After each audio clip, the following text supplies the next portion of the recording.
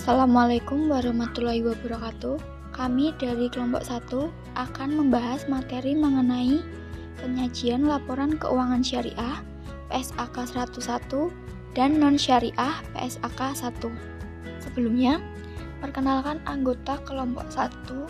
Yang pertama, Alessia Nur Asita, NIM 195221056. 2. Safinatul Jannah, NIM 195221012. Yang ketiga, Anur Jamilatus Solehah, NIM 195221052. Dan yang keempat, Agung Setiawan, NIM 195221041. Yang kelima, Lutfiana Nur Azizah, NIM 195221022.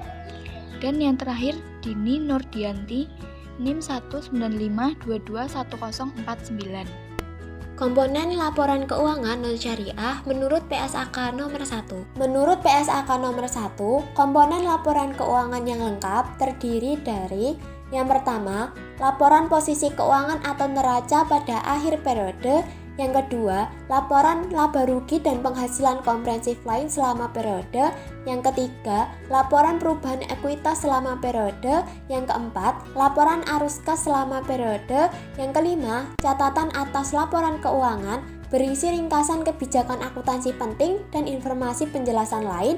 Dan yang terakhir, laporan posisi keuangan pada awal periode sebelumnya yang disajikan ketika entitas menerapkan suatu kebijakan akuntansi secara retrospektif atau membuat penyajian kembali pos-pos laporan keuangan atau ketika entitas mereklasifikasi pos-pos dalam laporan keuangan. Berikut ini penjelasan mengenai komponen-komponen laporan keuangan. Yang pertama, penjelasan mengenai laporan posisi keuangan atau neraca pada akhir periode. Laporan posisi keuangan atau neraca merupakan bagian dari laporan keuangan suatu perusahaan yang dihasilkan pada suatu periode akuntansi yang menunjukkan posisi keuangan perusahaan pada akhir periode tersebut. Laporan ini menggambarkan posisi aset, kewajiban, dan ekuitas. Laporan posisi keuangan atau neraca harus disusun secara sistematis sehingga dapat memberikan gambaran mengenai posisi keuangan perusahaan tersebut. Kemudian, penjelasan mengenai laporan laba rugi dan penghasilan komprehensif lain. Laporan laba rugi dan penghasilan komprehensif lain memberikan informasi laba yang berguna untuk mengukur kinerja atas pertanggungjawaban manajemen kepada para pemangku kepentingan. Laba merupakan jumlah residual yang tertinggal setelah semua beban dikurangkan pada penghasilan. Jika beban melebihi penghasilan, maka jumlah residualnya merupakan kerugian bersih. Laba yang dilaporkan mencerminkan keberhasilan atau kegagalan perusahaan dalam mencapai tujuan operasional yang telah ditetapkan.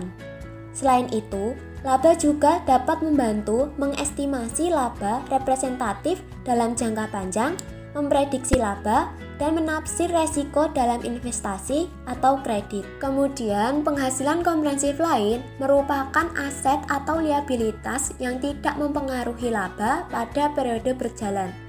Menurut PSAK 1, penghasilan komprehensif lain berisi pos-pos penghasilan dan beban, termasuk penyesuaian reklasifikasi yang tidak diakui dalam laba rugi sebagaimana disyaratkan atau diizinkan oleh SAK.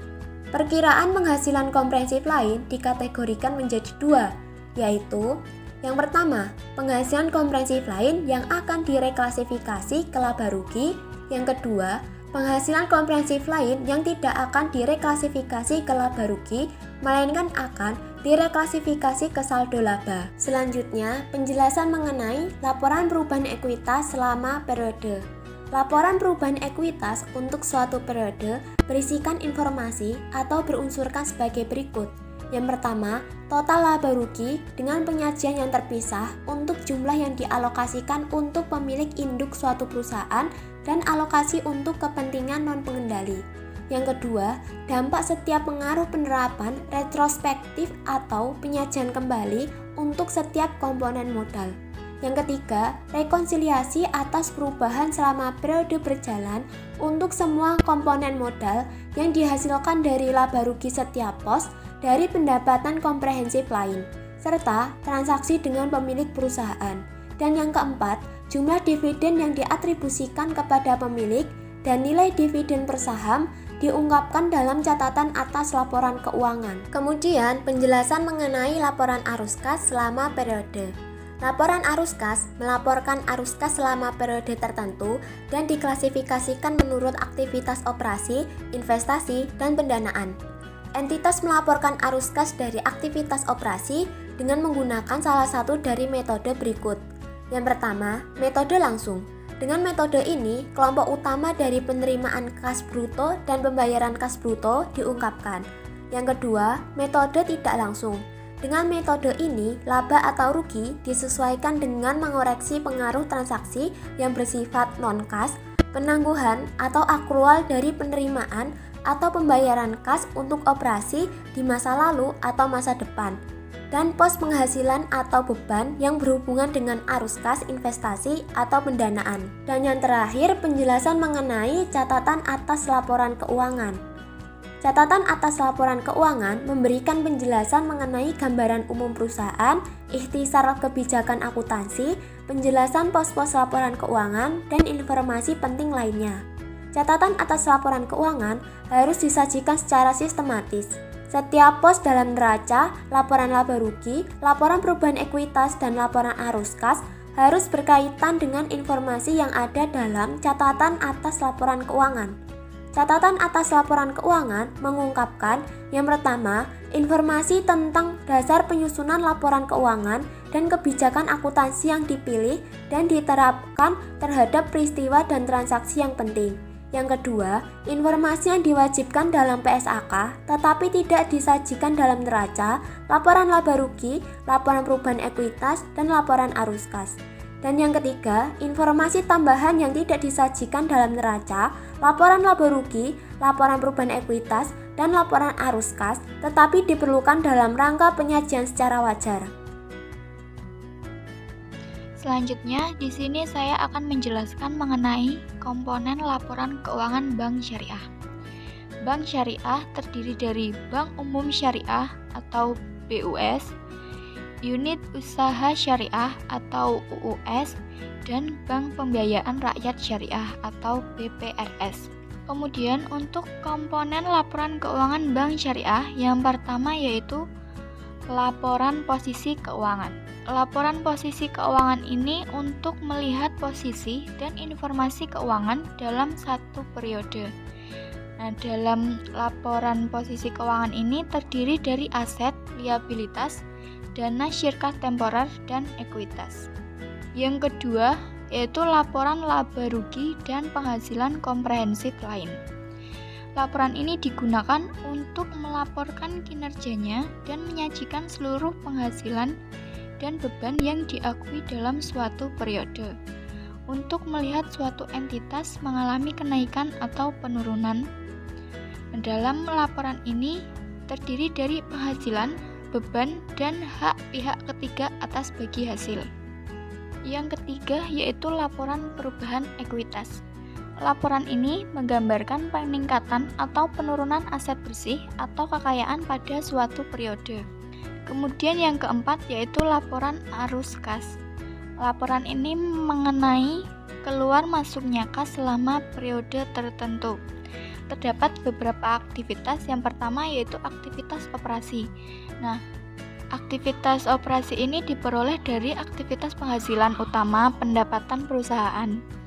Nah, biasanya berasal dari transaksi dan peristiwa lain yang mempengaruhi penetapan laba rugi bersih. Yang selanjutnya yaitu aktivitas investasi.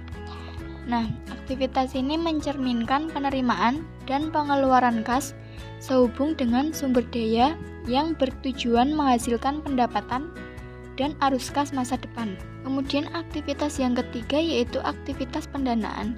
Nah, aktivitas ini digunakan untuk memprediksi klaim terhadap arus kas masa depan oleh pemasok modal perusahaan. Untuk komponen laporan keuangan yang kelima yaitu laporan sumber dan penggunaan dana zakat. Nah, pembayaran zakat dilakukan apabila nisab dan haulnya terpenuhi dari harta yang memenuhi kriteria wajib zakat. Laporan ini meliputi sumber dana zakat, dan penyaluran dana selama suatu jangka waktu. Kemudian saldo dana zakat yang menunjukkan dana zakat yang belum disalurkan pada tanggal tertentu. Yang keenam yaitu ada laporan sumber dan penggunaan dana kebajikan. Laporan ini meliputi sumber dan penggunaan dana selama jangka waktu tertentu, serta saldo dan kebajikan yang menunjukkan dana kebajikan yang belum disalurkan pada tanggal tertentu. Yang ketujuh yaitu laporan rekonsiliasi pendapatan dan bagi hasil. Laporan ini digunakan untuk mengetahui kebenaran pendapatan yang nyata-nyata diterima oleh lembaga keuangan syariah yang merupakan pendapatan yang dibagi hasilkan dengan pemilik dana. Yang terakhir yaitu catatan atas laporan keuangan. CALK menyajikan informasi yang pertama tentang dasar penyusunan laporan keuangan dan kebijakan akuntansi spesifik yang digunakan. Yang kedua, mengungkapkan informasi yang disyaratkan oleh SAK yang tidak disajikan dengan di bagian manapun di laporan keuangan. Yang ketiga yaitu memberi informasi yang tidak disajikan di bagian manapun dalam laporan keuangan, tetapi informasi tersebut relevan untuk memahami laporan keuangan. Yang selanjutnya yaitu komponen laporan keuangan pada asuransi syariah. Pada dasarnya, laporan keuangan asuransi syariah hampir sama dengan laporan keuangan bank syariah, yaitu terdiri dari laporan posisi keuangan, laporan laba rugi dan penghasilan komprehensif lain, kemudian ada laporan perubahan ekuitas, laporan arus kas, laporan sumber dan penggunaan dana zakat, kemudian laporan sumber dan penggunaan dana kebajikan, dan catatan atas laporan keuangan.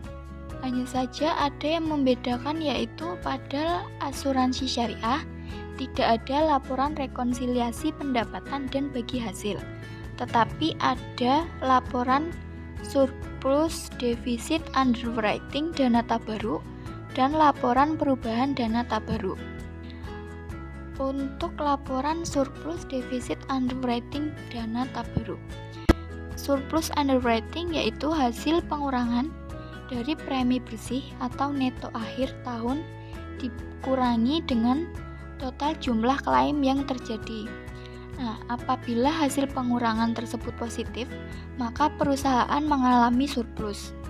Dan apabila hasil pengurangan tersebut negatif, maka perusahaan mengalami defisit underwriting. Yang selanjutnya yaitu ada laporan perubahan dana tabaruk.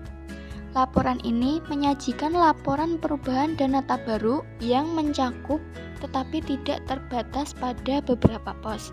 Yang pertama yaitu surplus atau defisit periode berjalan. Yang kedua bagian surplus yang didistribusikan ke peserta dan atau pengelola. Yang ketiga surplus yang tersedia untuk dana tabaruk. Yang keempat saldo awal, kemudian yang terakhir saldo akhir. Selanjutnya yaitu akan membahas komponen laporan keuangan koperasi syariah. Di koperasi syariah itu ada sekitar 7 laporan keuangan. Yang pertama itu ada laporan posisi keuangan. Di laporan posisi keuangan ini merupakan ringkasan dari kondisi aset, liabilitas, serta ekuitas sebuah perusahaan. Laporan ekuitas ini biasanya juga disebut dengan neraca maupun balance sheet. Yang kedua itu ada laporan laba rugi komprehensif. Laporan laba rugi komprehensif ini memberikan informasi tentang keberhasilan manajemen dalam mengelola perusahaannya, dan keberhasilan ini diukur dengan kemampuan menghasilkan laba. Yang ketiga itu ada laporan perubahan ekuitas. Laporan perubahan ekuitas ini itu berhubungan antara laporan keuangan laba rugi, dan neraca. Oke. Yang keempat itu ada laporan arus kas. Laporan arus kas ini yang pertama memberikan informasi mengenai kegiatan manajemen selama satu periode dalam mengelola sebuah kas. Dan melalui laporan arus kas ini, pemakai laporan dapat melakukan evaluasi kegiatan manajemen dalam mengoperasi, menginvestasi, dan pendanaan. Yang kelima ada laporan sumber dan penyaluran zakat. Laporan ini merupakan laporan keuangan yang menyajikan informasi selisih penghimpunan dana zakat dan penyalurannya dalam satu periode, serta nantinya jumlahnya terhadap saldo awal periode sebelumnya. Dan laporan sumber dan penyaluran dana zakat ini mencerminkan aktivitas sosial koperasi syariah dalam menghimpun dan menyalurkan dana zakat. Koperasi syariah juga dapat menghimpun dana zakat dari pengelola maupun anggota koperasi syariah, serta menyalurkannya kepada asnaf mustahik. Laporan yang keenam itu ada catatan atas laporan keuangan. Informasi yang di dalamnya itu mengenai dasar penyusunan laporan keuangan dan kebijakan akuntansi yang dipilih dan diterapkan terhadap peristiwa dan transaksi yang terjadi, serta informasi yang diwajibkan dalam PSAK tetapi tidak disajikan di neraca maupun laporan laba rugi maupun laporan arus kas dan juga laporan perubahan ekuitas.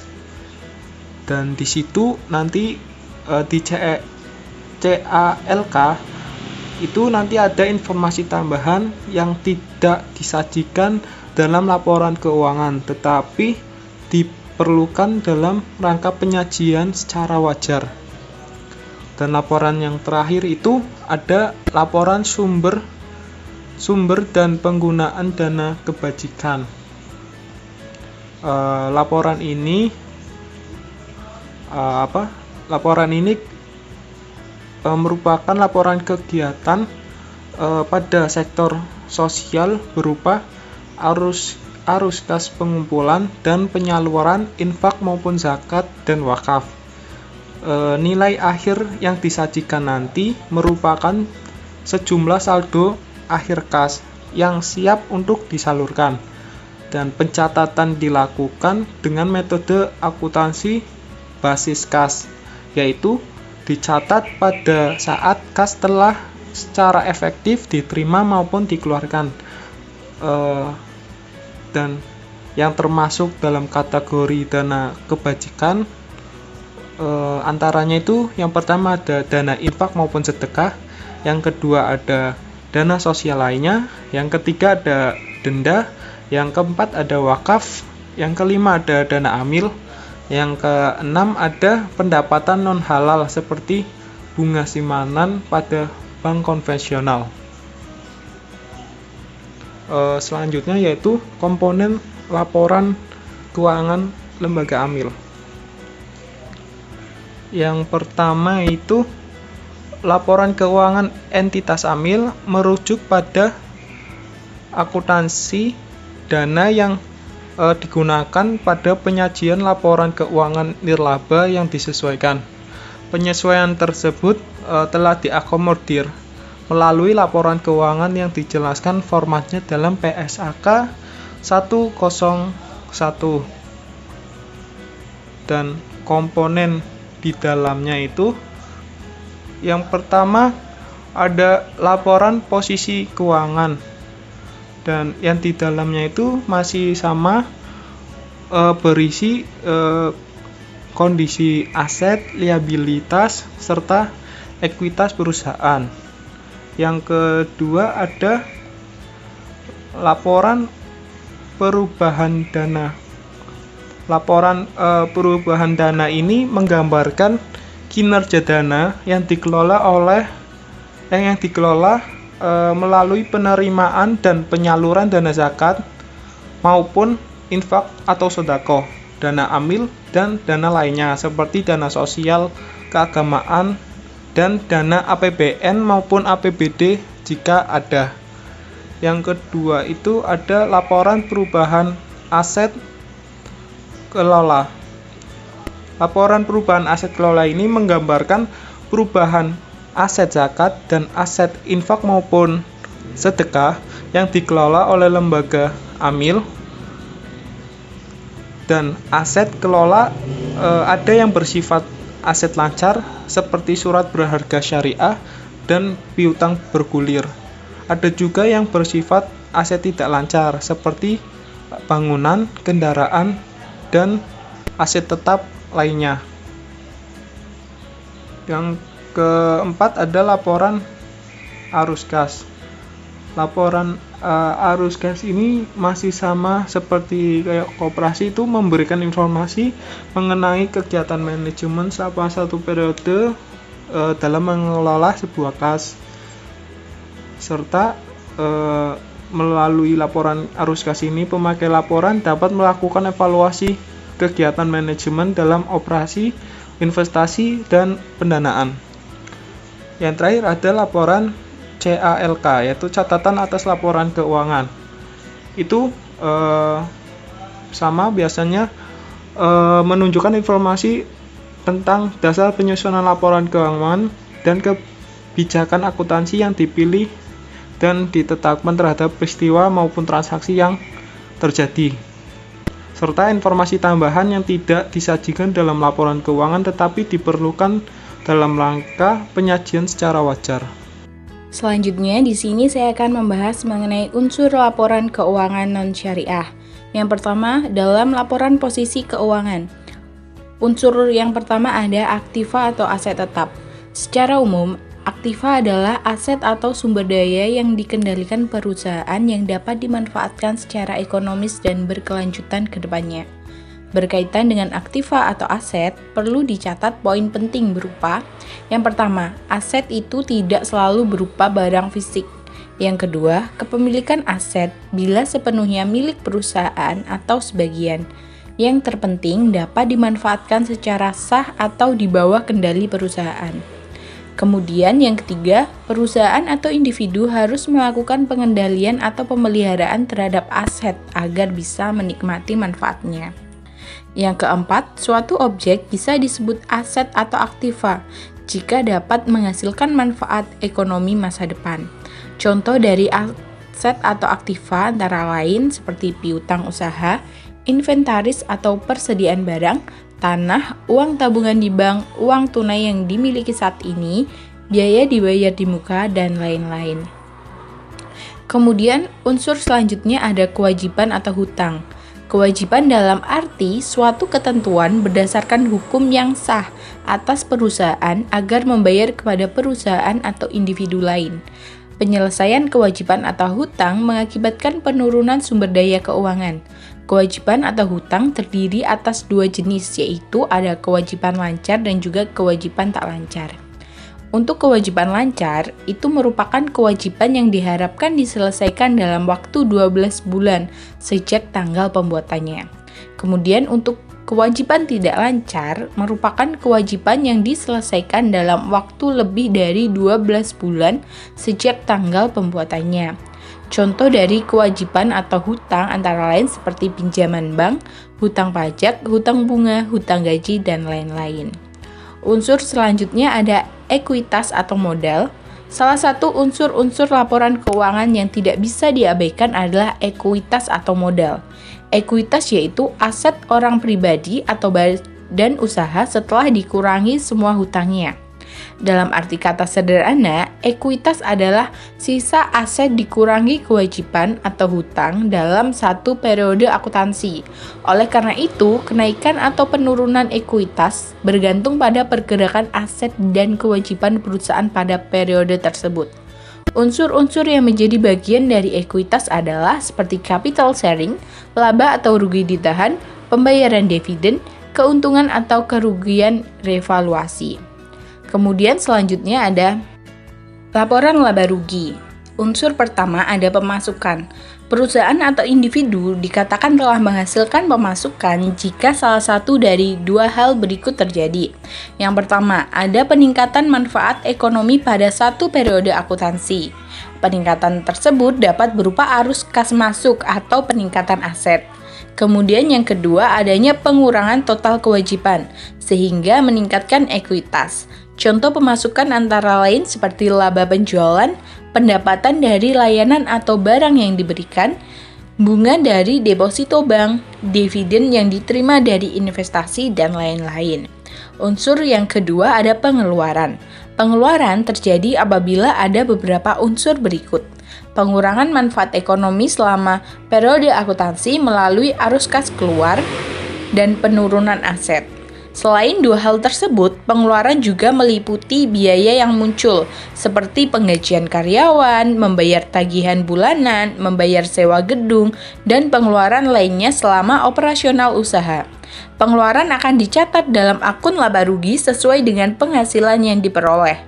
Pengeluaran akan secara otomatis dibuat di akun laba rugi saat nilai aset menjadi nol dan tidak ada manfaat ekonomi apapun di masa depan. Contoh dari pengeluaran adalah penyusutan, beban pemasaran, beban bunga, biaya transportasi, perbaikan dan pemeliharaan, beban utilitas, dan lain-lain. Baik, selanjutnya yaitu mengenai unsur laporan keuangan syariah. Di sini yang pertama ada unsur laporan posisi keuangan di mana terdapat 4 unsur pokok yang penting. Yang pertama yaitu aset, merupakan sumber daya yang dikendalikan oleh perusahaan yang dapat dimanfaatkan secara ekonomis dan berkelanjutan ke depannya. Yang kedua yaitu liabilitas, adalah suatu ketentuan berdasarkan hukum yang sah atas perusahaan agar membayar kepada perusahaan atau individu lain. Penyelesaian kewajiban atau hutang mengakibatkan penurunan sumber daya keuangan perusahaan. Yang ketiga yaitu dana syirkah temporer, adalah dana yang diterima sebagai investasi dalam jangka waktu tertentu dari individu dan pihak lainnya, di mana entitas syariah mempunyai hak untuk mengelola dan menginvestasikan dana tersebut dengan pembagian hasil investasi berdasarkan kesepakatan. Dan yang terakhir yaitu ekuitas, merupakan aset orang pribadi atau badan usaha setelah dikurangi semua hutang dan dana syirkah temporernya. Oleh karena itu, kenaikan atau penurunan ekuitas bergantung pada pergerakan aset dan kewajiban perusahaan serta dana syirkah temporer pada periode tersebut. Baik, selanjutnya yaitu mengenai unsur laporan keuangan syariah pada bagian laporan laba rugi. Di sini terdapat 3 unsur pokok. Yang pertama yaitu penghasilan atau income, adalah kenaikan manfaat ekonomi selama suatu periode akuntansi dalam bentuk pemasukan atau penambahan aset atau penurunan liabilitas yang mengakibatkan kenaikan ekuitas yang tidak berasal dari kontribusi penanam modal. Yang kedua yaitu ada hak pihak ketiga. Di sini atas bagi hasil dana syirkah temporer, adalah bagian bagi hasil pemilik dana atas keuntungan dan kerugian hasil investasi bersama entitas syariah dalam suatu periode laporan keuangan. Unsur ini tidak bisa dikelompokkan sebagai unsur beban ketika untung atau pendapatan ketika rugi. Yang ketiga yaitu beban, adalah penurunan manfaat ekonomi selama suatu periode akuntansi dalam bentuk arus keluar atau berkurangnya aset atau terjadinya liabilitas yang mengakibatkan penurunan ekuitas yang tidak menyangkut pembagian kepada penanam modal. Nah, untuk materi yang terakhir adalah hubungan antar laporan keuangan. Dalam membuat laporan keuangan, yang pertama kali dibuat adalah laporan laba rugi, kemudian yang kedua laporan perubahan modal, yang ketiga neraca, dan yang terakhir adalah laporan arus kas. Laporan laba rugi gambaran umumnya adalah pendapatan dikurangi beban dan hasilnya adalah laba atau rugi. Kemudian laporan perubahan modal gambaran umumnya yaitu terjadi penambahan modal. yang dikarenakan oleh laba bersih atau terjadi pengurangan modal yang disebabkan oleh rugi. Selanjutnya adalah neraca. Neraca menggambarkan harta yang dimiliki oleh perusahaan atau organisasi dan sumber harta yang dimiliki oleh suatu perusahaan atau organisasi. Yang terakhir yaitu laporan arus kas, yang menggambarkan aliran kas masuk dan kas keluar. Dan untuk mempermudah pemahaman kita mengenai hubungan antar laporan keuangan, di dalam slide sudah disediakan gambar hubungan diidentifikasi oleh nomor dalam tanda kurung. Untuk nomor yang pertama, pendapatan dan biaya yang disajikan dalam laporan laba rugi mengakibatkan perubahan dalam aktiva dan kewajiban dalam neraca. Kemudian untuk nomor yang kedua, laba bersih mengalir ke dalam laporan perubahan modal atau ekuitas pemegang saham dan merupakan determinan penting dari saldo akhir periode laba ditahan. Kemudian yang ketiga, saldo akhir akun modal atau ekuitas memberikan kontribusi dalam laporan ekuitas sesuai dengan jumlah yang sama di pemegang saham bagian ekuitas pada neraca. Dan yang keempat, saldo akhir kas dalam laporan arus kas sesuai dengan jumlah uang tunai yang disajikan di neraca. Kemudian di nomor 5, terdapat arus kas dari aktivitas operasi dalam laporan arus kas mencerminkan efek kas dari transaksi-transaksi termasuk dalam penentuan laba bersih. Rekonsiliasi laba bersih dan arus kas bersih dari aktivitas operasi disajikan sebagai bagian dari laporan arus kas. Di nomor 6, terdapat aktivitas investasi dalam laporan arus kas mencerminkan arus kas positif dan negatif dari perubahan dalam aset yang berakhir saldo termasuk dalam neraca. Kemudian yang terakhir nomor 7, terdapat pembiayaan kegiatan. Dalam laporan arus kas mencerminkan arus kas positif dan negatif dari hutang dan ekuitas transaksi pembiayaan. Akhir dari periode saldo utang dan ekuitas disajikan dalam neraca. Demikian pembahasan materi dari kelompok 1. Kurang lebihnya kami mohon maaf. Wassalamualaikum warahmatullahi wabarakatuh.